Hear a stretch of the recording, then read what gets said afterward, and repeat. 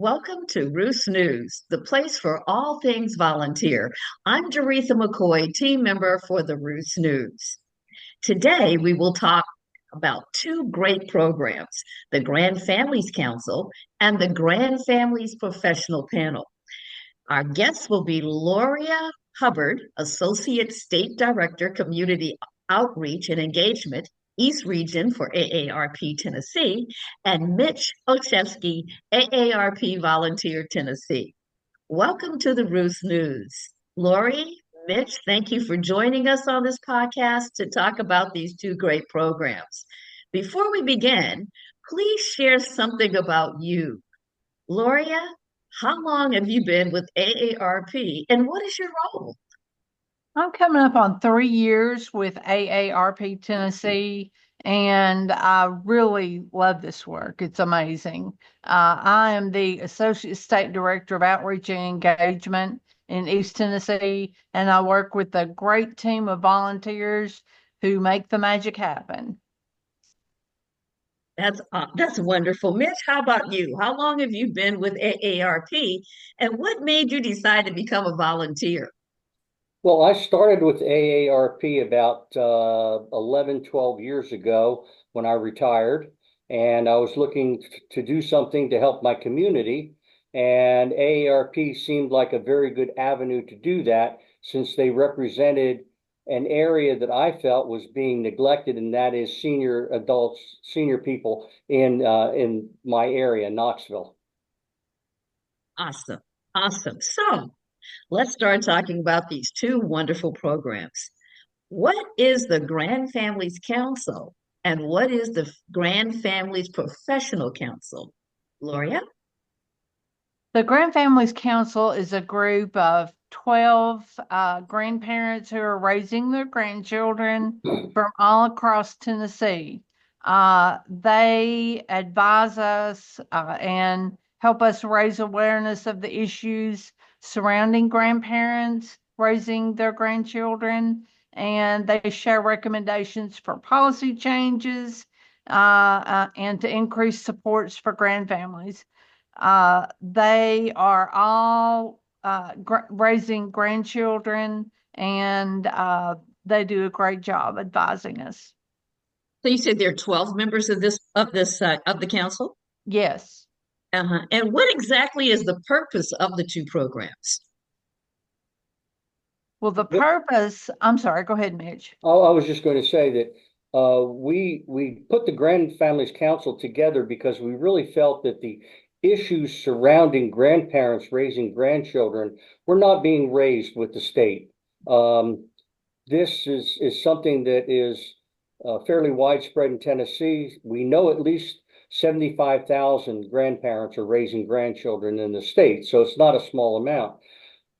Then, so Loria had the idea to put this council together, which is a great idea. We got issues brought forth from the people that are actually doing it. Then it was like, okay, well, where do we go from here? Well, then Loria said, well, let's get together another council of people that actually provide services so that we can identify, okay, are we just not communicating what's out there that's available to grandparents, or are there some real gaps here? And if so, we were talking to the professionals that could fill in those gaps or propose programs to the state to fill those gaps in. So the two programs really mesh very well. We identify what the issues are, we identify if they're being addressed, and if not, how to address them. That is awesome because I know we have a lot of need in this area because there's so many millions of children that are being raised by their grandparents nationally. So, and as you mentioned, 75,000 in Tennessee, and I'm quite sure that there are others that we just have not reached Oh, yet. yeah. So the purpose of the two programs, again, it is basically you're connecting the resources and what they need to do, or you want to give me a little bit more detail, Loria, sorry. Sure, that's okay. Sure.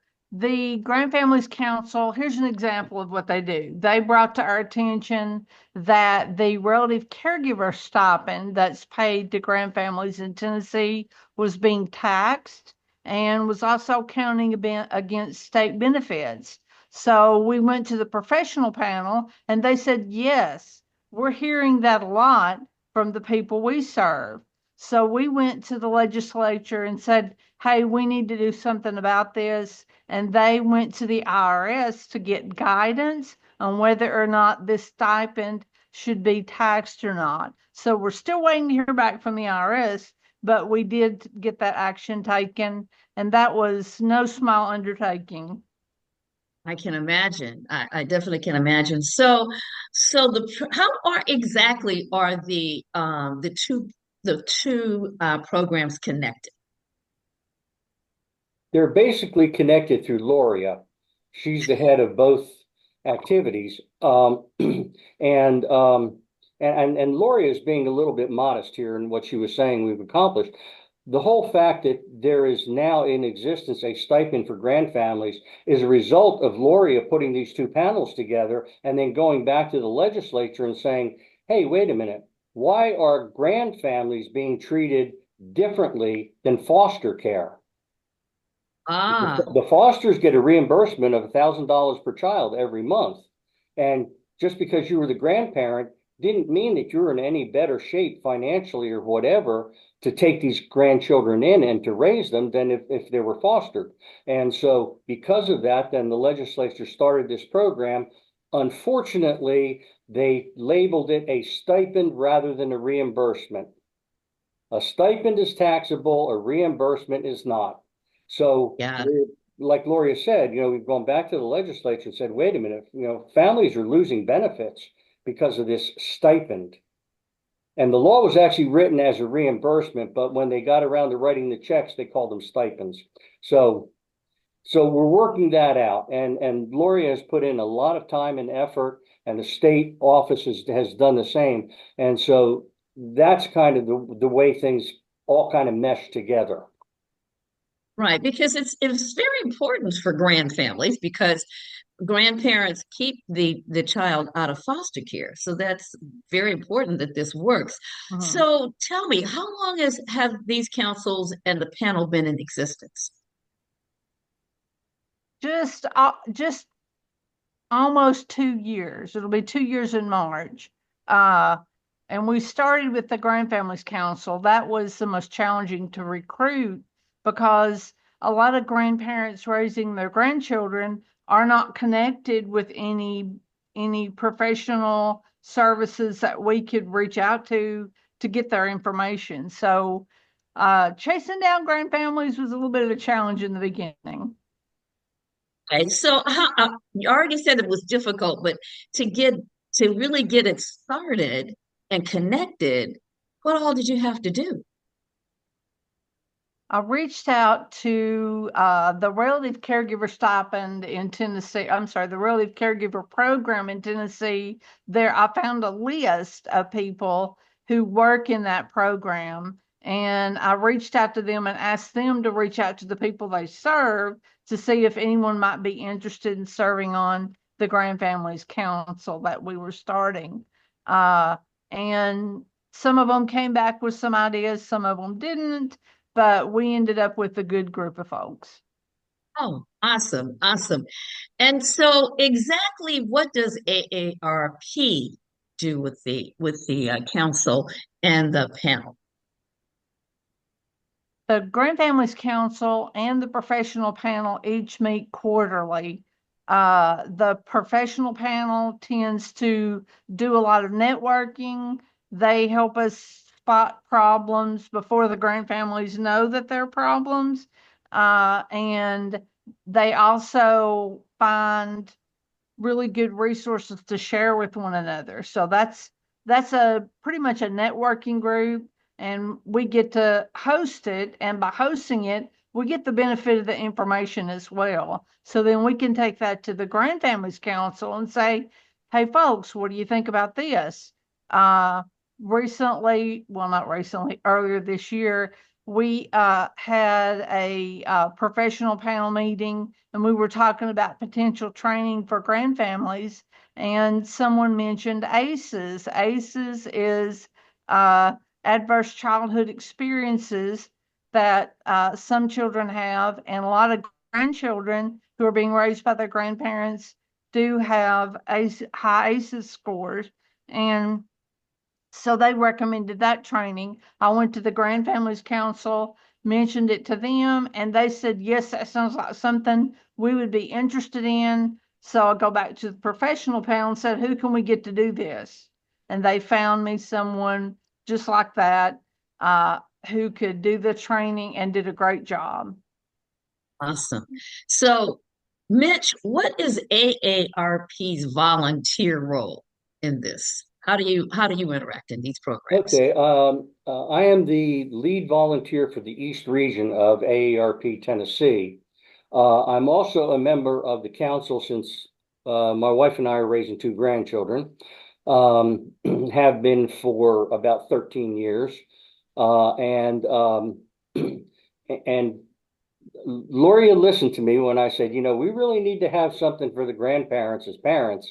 And we got hooked up with the Grandparents as Parents program here in the Office of Aging in Knox County, and really identified a need. And then I helped Loria organize everything.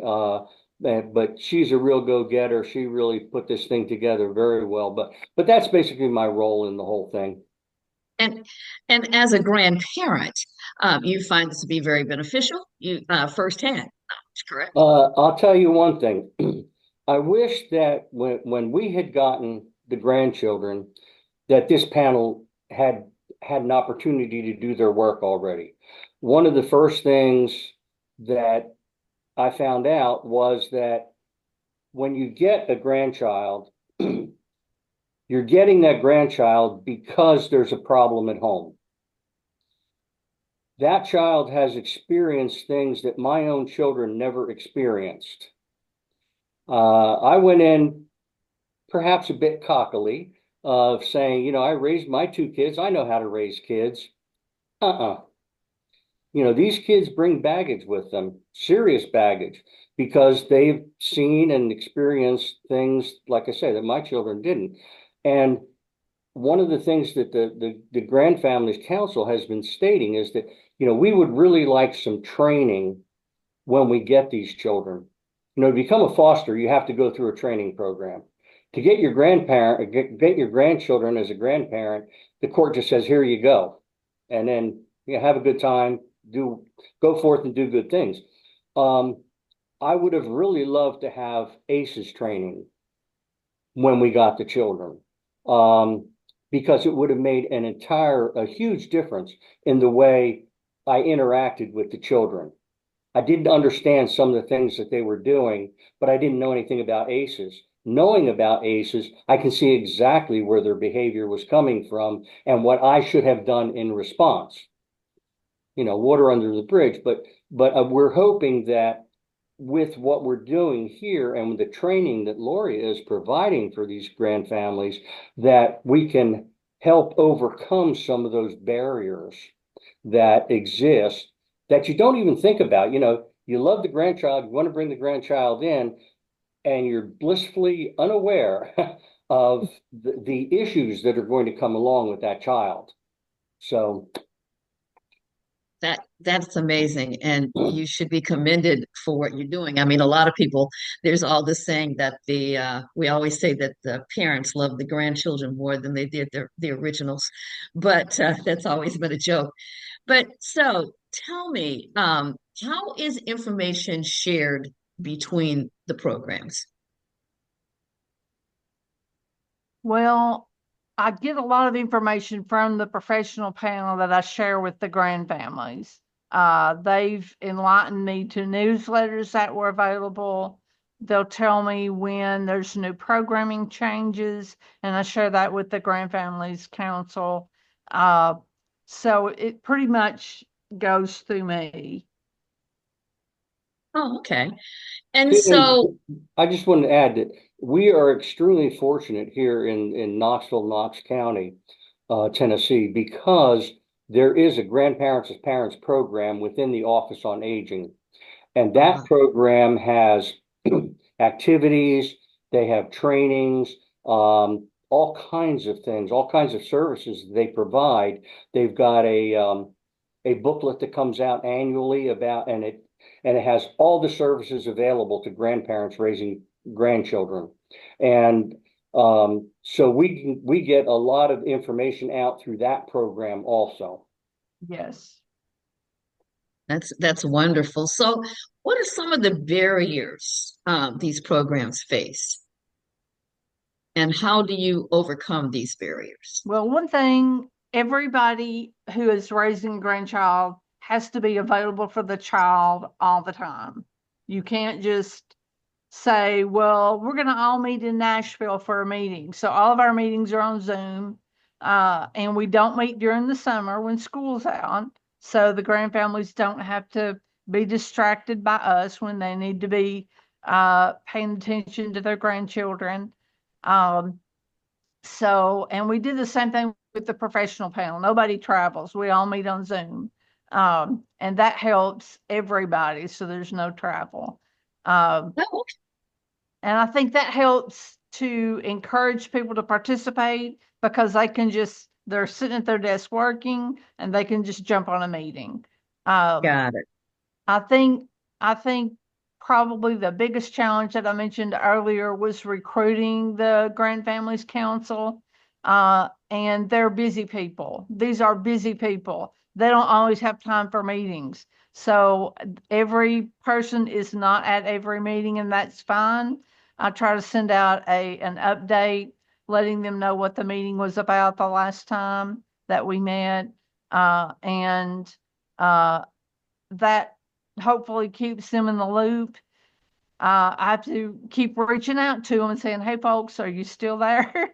Do you want to come to the next meeting? Really missed you at the last meeting."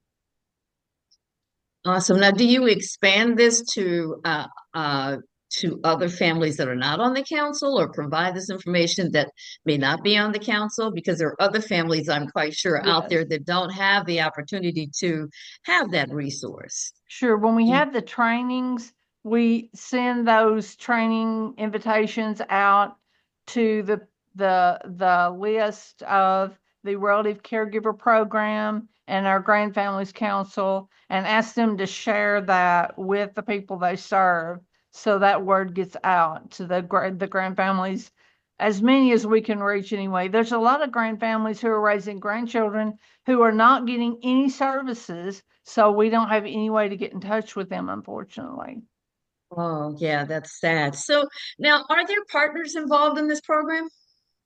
Like you were mentioning at the professional panels, do you have partners that go in there?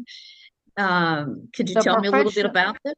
the professional panel, they are our partners. They're our community partners for this work, and they really make a difference. When we were talking to the legislature about the relative caregiver stipend being taxable, they were on it. They were calling legislators. They were calling the Department of Children's Services. They were helping us do that advocacy to make a difference. And the voices were heard. It really helped.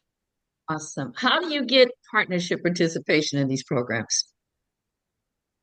Well, I reached out. Okay, Tracy Vandevey with Grandparents as Parents in Knoxville is amazing. Mhm. I'll just say that about her. She helped me connect with a lot of folks across the state that she was already networking with. And then she also shared that list of the Relative Caregiver Program, and I reached out to a lot of them to try to get their participation as the GrandFamilies Professional Panel. Oh, okay. So AARP approached the partners as well, correct? Yes, yes. Oh, okay. All right. So who do you decide what resources or information to provide? If the GrandFamilies Council says we want to know something, then we find a way to get the information to them. Oh, okay. So far, we've been doing that with trainings on Zoom. And like I say, I go to my professional panel, and either one of them will do the training, or they know someone who would be good to do the training. And Mitch, as a volunteer, how do you get involved with this? Well, a lot of it is, since I'm in the East region, It's working with the partners in the East, primarily the GAP program and the Office on Aging. And as Loria said, it's a very robust program, very active program. And for example, we partnered with the Office on Aging. The GAP program puts on a small seminar every year called Parenting the Second Time Around. And we were very involved in that. We have provided speakers for that meeting. It's a one-day meeting, and that kind of a thing. So that's my role, to interact with, some of the partners in the East, and to make sure that we keep them on board and make sure that, we're working hand in glove with them. Awesome. So we talked about some of the barriers. So let's talk about some of the successes. How successful has this program been, or are these programs really been to the families? I think the training that we have provided, like the ACEs training, I think that was amazing. That was an eye-opener for everyone that I talked to. They hadn't heard anything about this, and they were excited to learn more. So they've asked now for if the ACEs training was a 101, they want a 102. They want a more advanced training about ACEs. So I'm looking for someone who can do that. And the professional panel, they're just amazing. They are always there to help out and provide resources when our GrandFamilies Council asks for them.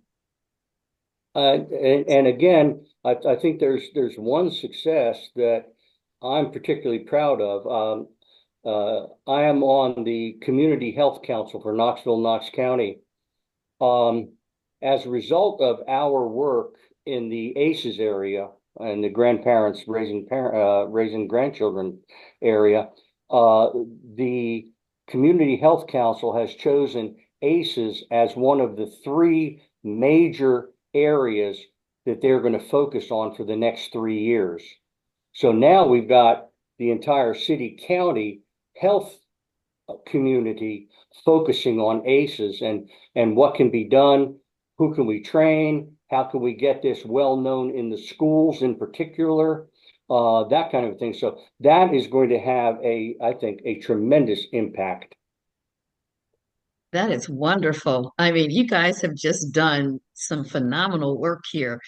What advice would you give to any of the state offices that may want to do a similar program or want to do similar programs? I would say do it. 7% of the children in Tennessee are being raised by their grandchildren, and I would say other states have similar numbers. It's a win-win because you learn so much. We plan our advocacy for Day on the Hill, and we were working with the state legislature, at least in part based on what the grandfamilies say to us at those GrandFamilies Council meetings. So it helps us there, and I would just say do it. It's a wonderful program, and we really enjoy working with them. Now, as a How about you, Mitch? volunteer, I'm going to add to that. And, Loria said, just do it. Yes, do it, but do it with conviction. And that's one thing the state office did here. It just isn't, oh, well, okay, we have these councils and we talk to each other, blah, blah, blah. No, we want to enact change. And we are going to take things that can be put into the legislature. We can enact laws, we can enact programs, and we at the state level are going to advocate for that and advocate for it very heavily. And so this would not be the success that it is if it hadn't been for the state office saying, yes, this is a priority with us, and yes, we're going to invest some time, some effort, and we're going to make sure that what comes out of this is going to benefit these people, and we're not going to stop until that happens. So, from a volunteer perspective, that's what was really important to me. Got it. Got it. So is there anything else you want to share about these programs that you might want to share with all of our listeners today? Well, about 2 years ago, I overheard a conversation between Mitch and Mia talking about grandparents raising their grandchildren, and it got my attention, and I wanted to be a part of it. So I stuck my big nose in to that conversation and really jumped in there, and it has made such a difference just to be a part of this. So listening is key. Absolutely. Yeah. How about you, Mitch? Anything else you want to share? I would just say, be persistent. I had several conversations with Mia, our state director. I wouldn't let it go. I was somewhat of a pain in the patoot, and I know that. But I think on my second conversation, that was the one that Loria overheard, and she just jumped right in. And then once she jumped right in, then Mia was all over it. And, it's just state directors have 1,000 things on their plate. Let's understand that. And they can't react to everything. But if you're persistent, you can kind of sway them. And particularly if you have, someone like Loria around that says, yeah, I want to take that on. And here's what I think we can do. And once Mia heard that, now it was something that was concrete. We were going to do something. We knew what we were going to do. And then it became, oh, yeah, that sounds like a good idea. But and I think the whole thing was that we brought something to her that was real, that was doable, and she saw that, and she saw the need for it, and said, "Oh, okay, you guys have thought this out. Let's go for it." That is awesome. You guys, I commend you both on a really wonderful set of programs. What you've done is just miraculous. So I want to thank you, Loria and Mitch, for being our guest on AARP Roost News Podcast. And to our staff and volunteers, we encourage you to subscribe to our Roost News Podcast channel on YouTube or listen to the audio version on your favorite platform. And of course, please invite your colleagues to join us. On behalf of the Roost News Podcast team, thank you. Have a wonderful day.